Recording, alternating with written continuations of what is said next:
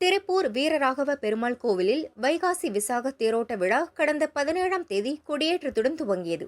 விழாவின் முக்கிய நிகழ்வான தேரோட்டம் வெகு விமரிசையாக நடைபெற்றது. அலங்கரிக்கப்பட்ட தேரில் பூமி நீலாதேவி கனகவல்லி தாயாருடன் அருள்மிகு வீரராகவ பெருமாள் எழுந்தருளினார். முத்தங்கி ராஜ அலங்காரத்தில் பக்தர்களுக்கு அருள் பாலித்தார். தேரினை ஆயிரக்கணக்கான பக்தர்கள் கோவிந்தா கோஷம் முழங்க வடம் பிடித்து இழுத்தனர். தேரோட்டத்தில் பக்தர்களின் கும்மி ஆட்டம், கோலாட்டம் நடைபெற்றது. ஈஸ்வரன் கோவில் வீதி, KSC பள்ளி வீதி, காமராஜர் வீதி வழியாக தேர் சுற்றி வந்து நிலைநிறுத்தப்பட்டது.